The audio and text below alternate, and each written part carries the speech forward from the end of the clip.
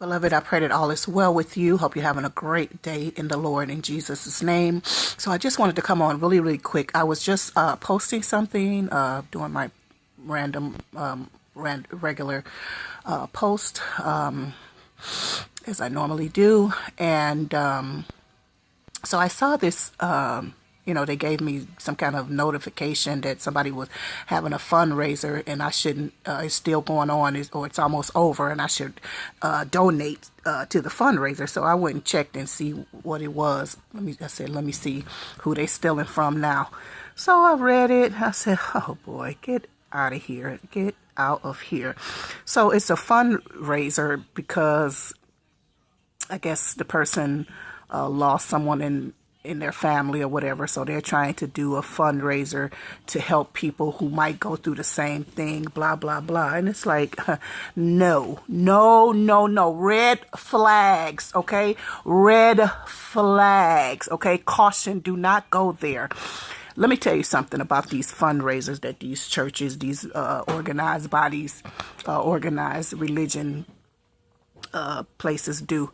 You don't see anything. I remember when we used to be a part of these organized religion, and there was a fundraiser, not fundraiser, but yes, a fundraiser, but it was a building fund to build a building or whatever. Honey, do you know that was late 90s or whatever like that? That building, they still don't have a building. They turned over pastors because the other pastor, he died.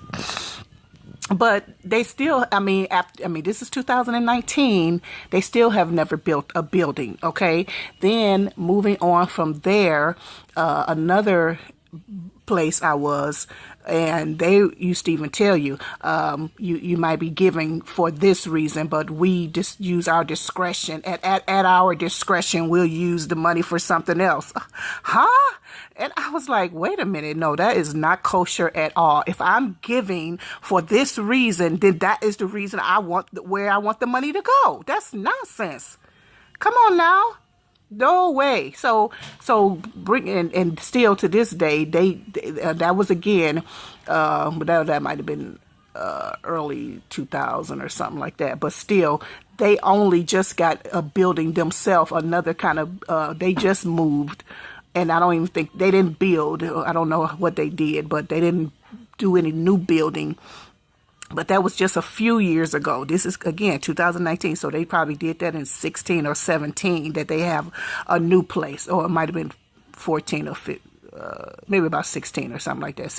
And they're just getting another place. So, there's no way. No way. So now what these people are saying is that they want to get money together so that if a death, unexpected death, or someone need counsel, I'm just saying counseling. I'm just using that as another reason. So if you need something, if you had an unexpected death in your family, blah blah blah, there'll be money for burial and all that. It's like, oh no, that is a lie from the pit of hell. They're going to use that money for whatever they want to use that money for, and that all they're doing is using that situation, that occurrence in their life as a means to scheme and scam money. Okay, that's all that is. Because let me tell you something. If perchance something happens to you, you call me, you email us or whatever, and we will give. That's how it's supposed to be done. You don't fundraise to for something. No. Everybody gives cheerfully and as they are led to give. You just give at that point. If somebody loses, if they lose their house and need a hotel, whatever, need rent pay, somebody loses a family member to death, and you need the burial, then everybody gives at that time. We don't just start getting money together for the future of that situation. Oh no, because they're going to use that money any way they want to. You trust me. And I know this particular couple as well, because I used to be with them also. So then they ran off and left their congregation high and dry. They something else.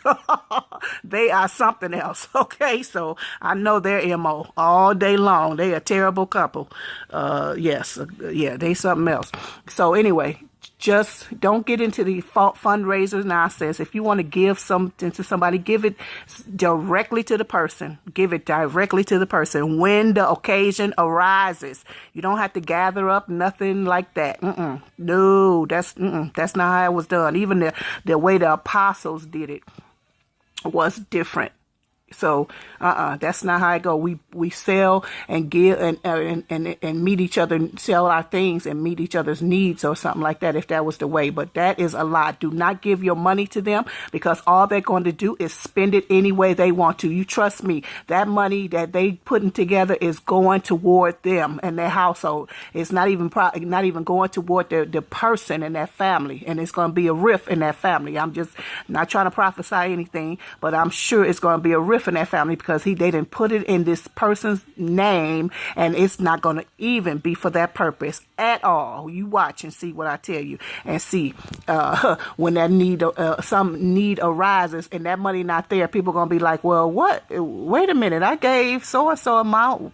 Then other people, I gave this amount. Where is the money? Because nobody is going to be overseeing it, and if they got anybody overseeing it, it's somebody that's just a part of them who is easy to manipulate. Okay, and it's not paying attention. They just so happy they just happy to be inside the church doing something or whatever. So don't give your money out to these fundraisers, because they're lying. They're going to use that money any way they want to, anyhow. So I hope you heed the word for today. Thank you so much for listening. And I just want to ask you a few questions. Do you know Jesus? Does Jesus know you? Do you know the real and true living Jesus? Do you know the King of Kings and Lord of Lords? Are you inside of a dead church doing dead works to dead nothing? Okay. Or are you alive to Christ? Do you know where you will spend eternity, my brother and my sister?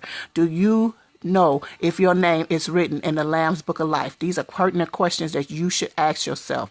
It's an urgency, because none of us know the day or the hour when Jesus Christ will come back. Don't let your works be spent inside of those those four walls. Get out there into the harvest, and because it's ripe and it's ready. Okay, get your sickle out. Do you know your weapons? Get it ready.